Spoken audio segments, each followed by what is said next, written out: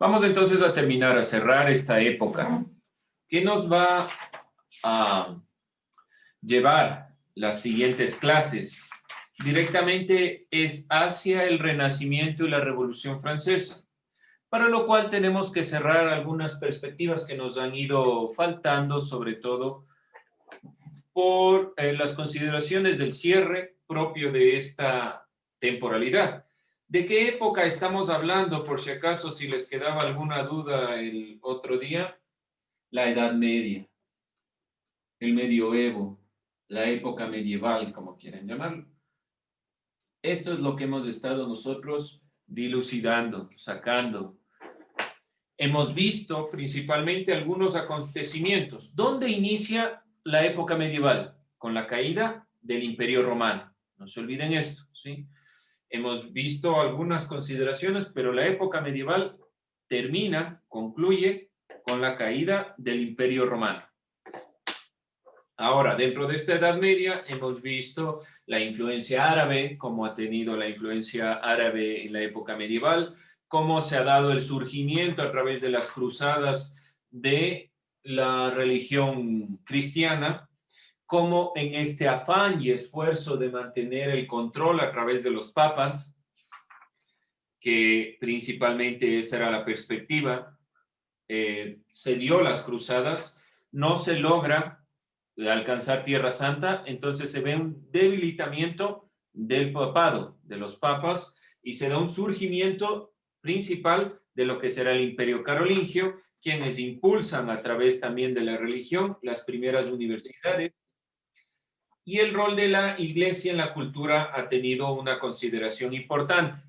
La última pregunta que nosotros realizamos fue en cuanto a esto, ¿sí? ¿Cuál fue la importancia de la Iglesia para la cultura? No se olviden que la universidad es una institución creada en la Edad Media, es una institución medieval. Las escuelas que comienzan a surgir son las escuelas catedralicias y estas van conformando toda la consideración de la universidad. Vamos a ver dos elementos. Primero, los aportes culturales de la Edad Media, del Medioevo. Medioevo, Edad Media, época medieval, todos son lo mismo, por si acaso, no se me vayan a confundir. ¿Cuáles son los aportes que creen ustedes principalmente que ha dado el Medioevo? Esto no lo hemos planteado directamente porque es algo que ya se deduce. Pero ¿cuáles creen ustedes? Uno, ya sabemos, universidad. ¿Qué otro aporte creen ustedes que ha dado la época medieval a la cultura? La medicina. Ya, ¿alguien ha visto tal vez a los médicos de la época medieval? ¿A los trajes de los médicos de la época medieval? De la peste, que el problema principal en la época medieval fue la peste negra, que redujo considerablemente la población de Europa.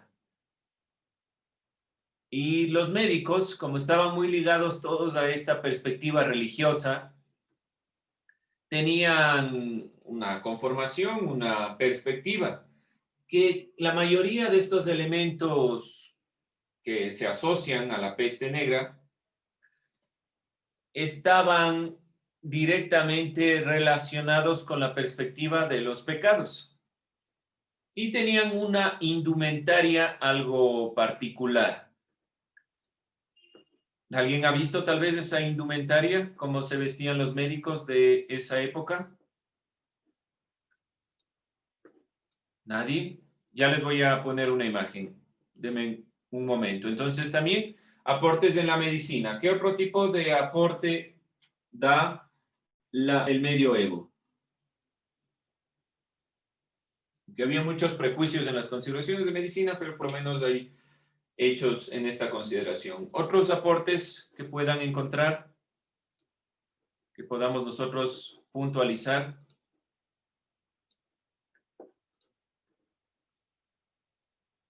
Búsquenlo. ¿Qué otros elementos creen ustedes de la época medieval que sean aportes a la cultura?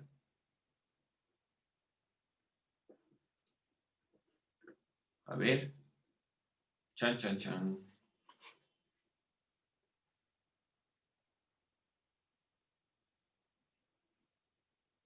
¿Qué será? Uno de los aportes más importantes es a la arquitectura y evidentemente al arte. Estos elementos que nosotros podemos puntualizar como perspectivas, visiones, podemos decir nosotros directamente que han influido. ¿Y cuáles son las dos tendencias o las dos corrientes? La arquitectura principalmente romántica, del romanticismo, que veremos posteriormente estas influencias, y el gótico.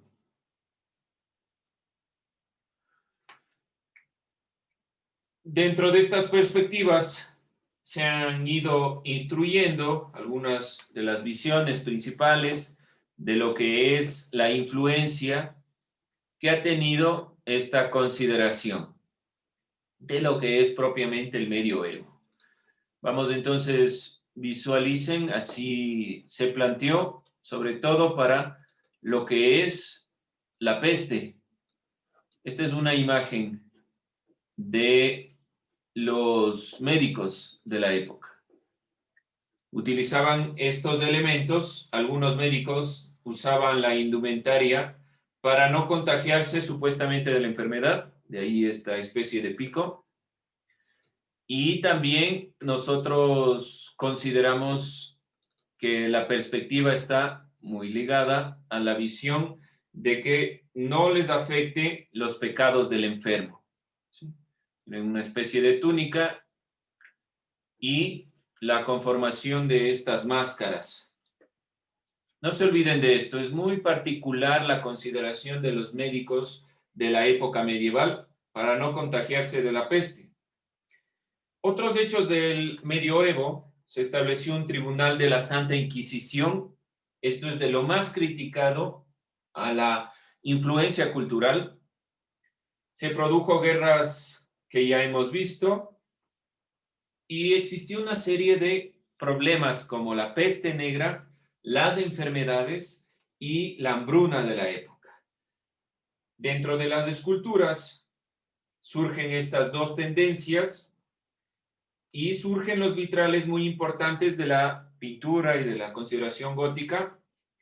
Nosotros podemos entender las catedrales dentro de este arte gótico medieval, la conformación de lo que podemos observar, por ejemplo, en la catedral. ¿Alguien ha visto cuál es la conformación principal de la catedral de Quito? ¿Cómo se conforma en su ornamentación o qué han podido ustedes observar de la catedral en su conformación arquitectónica? ¿Alguien, alguna idea? No me digan que no han visitado, no han visto, no saben de qué estoy hablando. Ah, no me digan que no han ido a la catedral. No, por Dios. Gato de Richard se ha de haber pasado por ahí, Richard nada. A ver. La catedral es una de las conformaciones aquí en Quito de lo más relacionado a lo que nosotros decimos por arte gótico. ¿Cuál es una de las características principales de este arte gótico?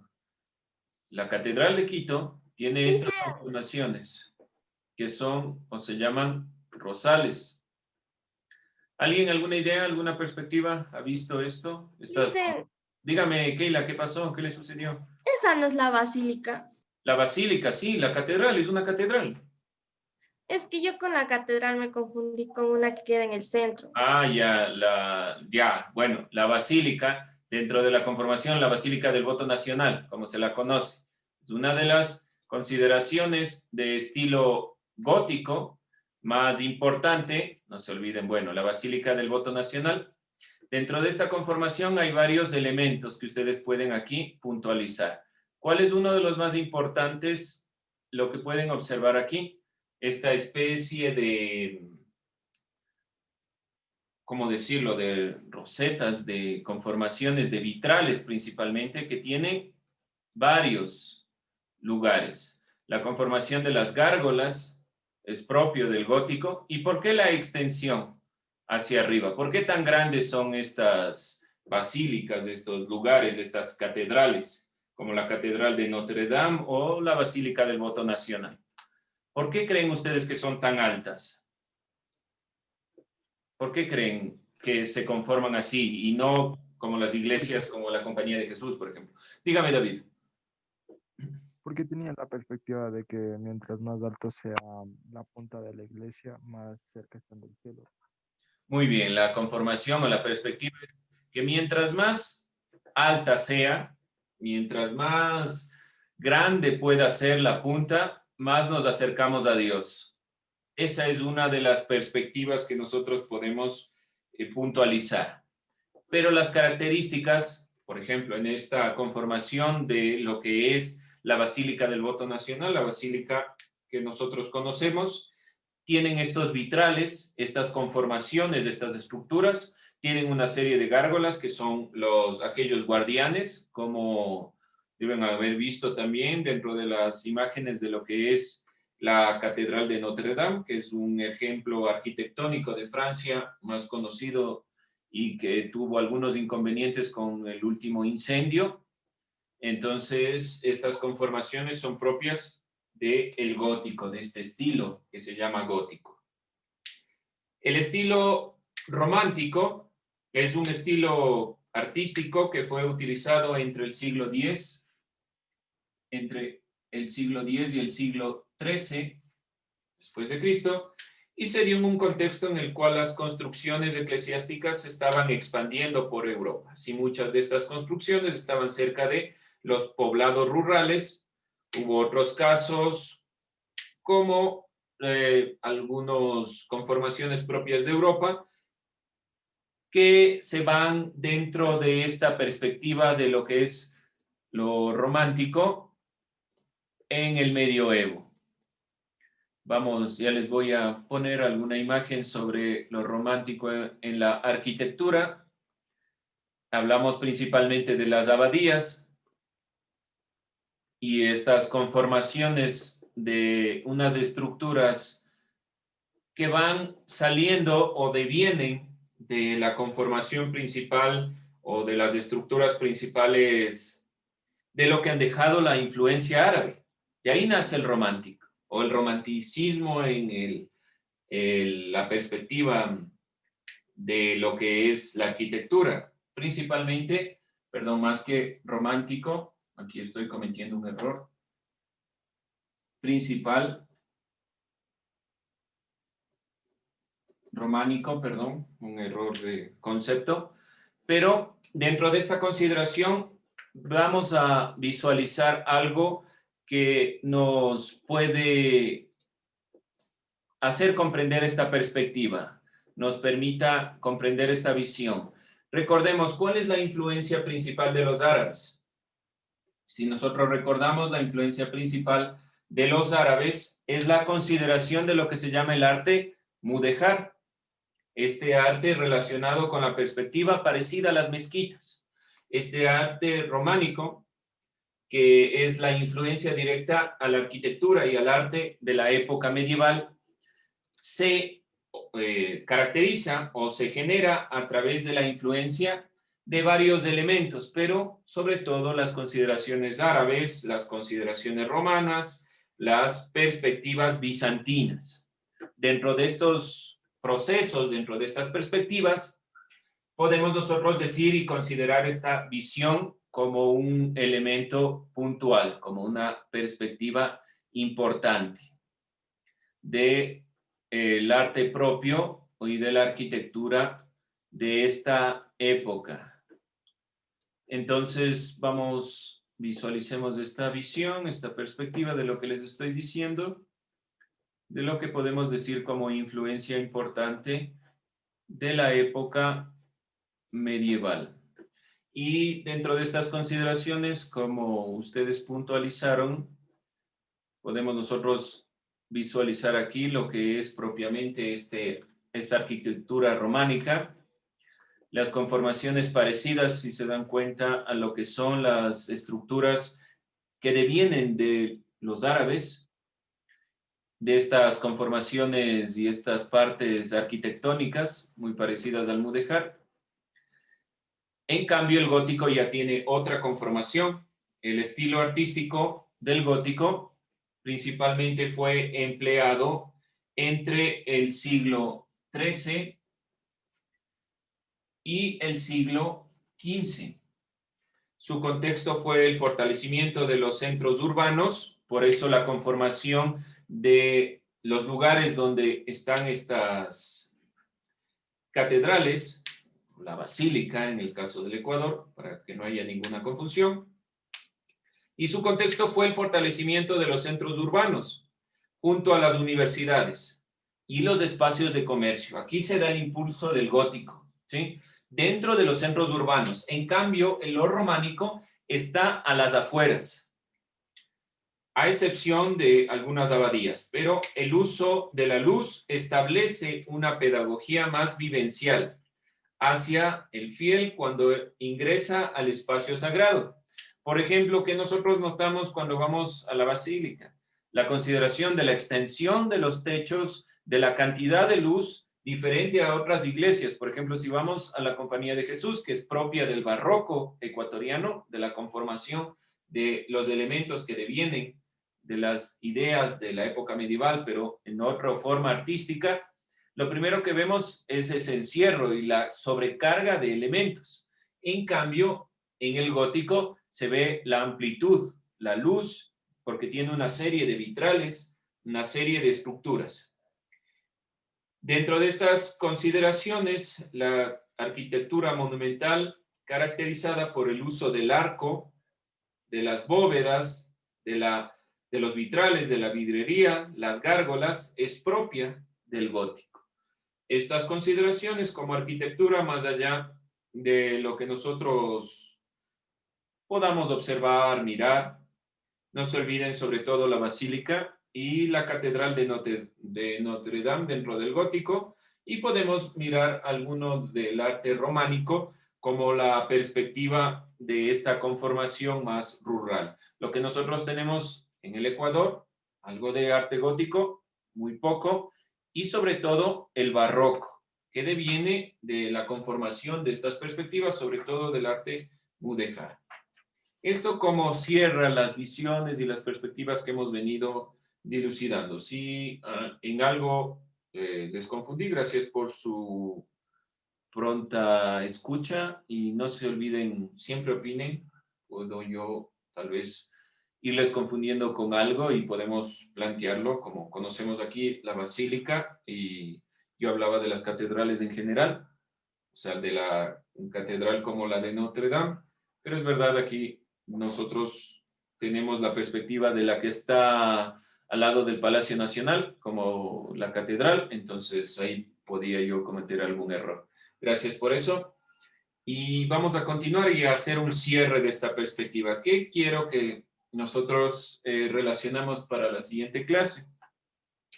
Busquemos simplemente sobre el arte románico y el arte gótico algunas perspectivas que las diferencien, ¿sí? Con eso nosotros cerramos este tema, cerramos la parte de la edad medieval y comenzamos con algo que ya no es ni el arte ni la consideración de las guerras y estas perspectivas tampoco de lo que hemos nosotros ido revisando. No se olviden esta imagen que me parece a mí muy interesante, que hay todo un análisis sobre la perspectiva de lo que podemos comprender de los médicos de la época medieval. Hay toda una visión y una perspectiva frente a esta idea y de cómo las enfermedades han ido mermando la cantidad de personas y sobre todo la peste negra. ¿Dudas, preguntas, inquietudes?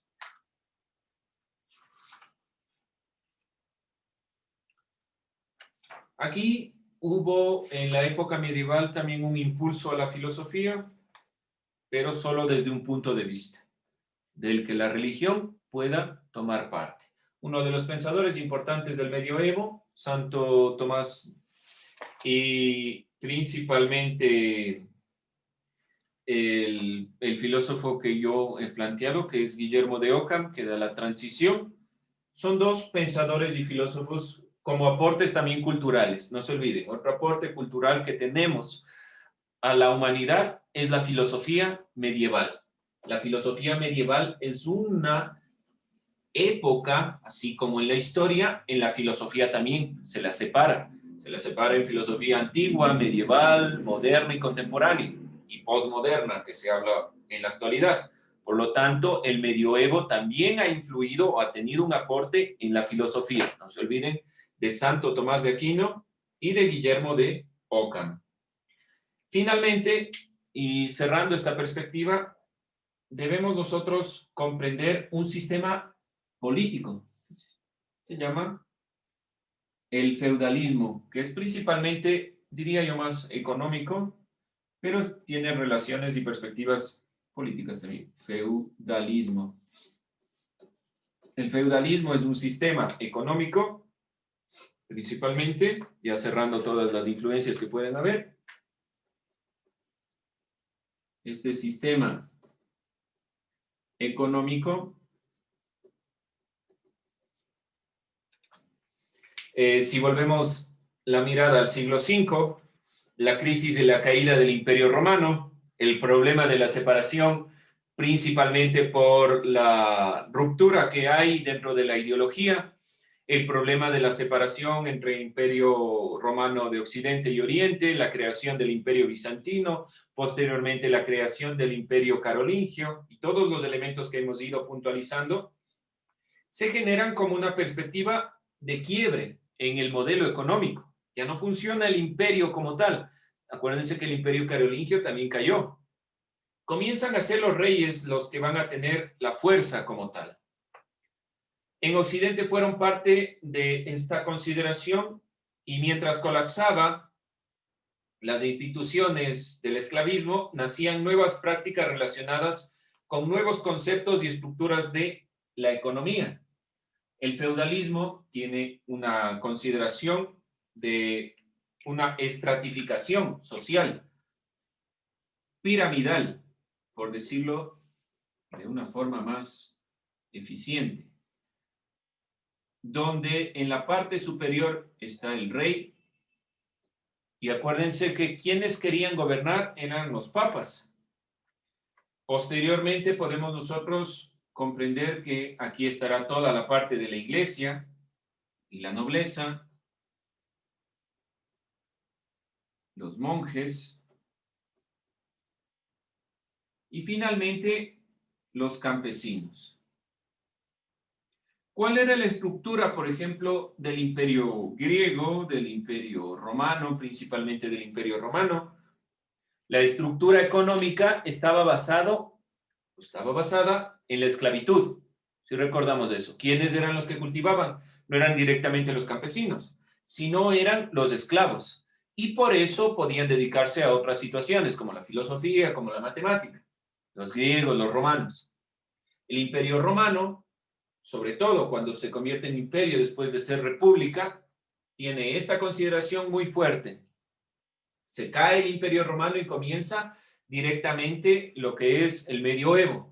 Dentro de este medioevo comienzan a surgir los reyes, después de que no se puede obtener Tierra Santa. Esta es la estructura propia del feudalismo, la estructura del sistema feudal. Cuando va colapsando esta consideración del imperio, ya no puede administrar eficientemente los territorios y se va conformando en una serie de latifundios y gobernancias pequeñas. Los reyes, emperadores pudieron gradualmente tener el poder político. El imperio carolingio intentó restaurar todo lo que era el imperio romano, Pero tras la muerte de Carlomagno, el sistema feudal se estableció definitivamente. ¿Qué quiero decir dentro de lo que hemos visto? Se cae el Imperio Romano, se divide en el Imperio Bizantino, intentan llegar a Jerusalén, cae el Imperio Bizantino, llega Carlomagno, instaura el Imperio Carolingio y trata de instaurar este Sacro Imperio Romano Germánico, es decir, volver al Imperio Romano. Muere Carlomagno y no hay otra forma. Se instaura directamente el sistema feudal. ¿Cómo funciona el sistema feudal? Directamente el feudalismo o este sistema feudal está asociado a los feudos, a los territorios. El feudalismo fue un conjunto de relaciones de producción y dependencia entre los campesinos o siervos y el señor feudal. Hay dos elementos en este sistema, por eso les digo que también es una consideración política, porque decimos que está el señor feudal, que es principalmente un terrateniente, aquel que mantiene la consideración o la perspectiva de lo que es propiamente la tierra, y aquellos que la trabajan, los siervos. Hay una relación de estas dos clases en general. De ahí se va dividiendo, obviamente, el rey, la alta nobleza, la baja nobleza y los campesinos, ¿no? Toda la nobleza, el rey y los campesinos. Es propietario de la tierra y el campesino es el que entrega la fuerza de trabajo o paga un impuesto para la protección militar. El señor feudal es el dueño de la tierra. Esto es muy importante porque en América Latina, cuando llegue la conquista española en 1492, cuando llegue toda la consideración y el proceso de la colonia, van a traer este sistema del feudalismo de la época medieval, convertido en una especie de terratenientes, en un dominio. Pero el sistema feudal es muy importante y tiene esta relación siervo-amo, muy criticada desde muchos ámbitos, sobre todo desde la filosofía latinoamericana, donde los dueños de la tierra deciden sobre los siervos. La tenencia de la tierra implicaba poder, autoridad, porque la agricultura era el medio de producción principal. Había que dominar los elementos de la tierra. Dentro de estas consideraciones, al principio no eran habituales el comercio. Para quienes eran más habitual el comercio era para los árabes, pero para Europa el comercio no era tan habitual. Entonces había que tener una fuerza de dominio y la fuerza de dominio va a ser la agricultura. El siervo solo se encargaba de generar esta fuerza de trabajo, para lo cual generaba un ingreso, pero ese ingreso iba en su mayoría para que le cuiden. Por lo tanto, el feudalismo es un sistema económico que se basa en este sistema de estratificación social, donde hay una relación del señor feudal, es decir, el dueño de la tierra, con el siervo que la trabaja. Y este sistema feudal es el que se ha ido instaurando posteriormente también en las colonias latinoamericanas. Con eso terminamos la clase.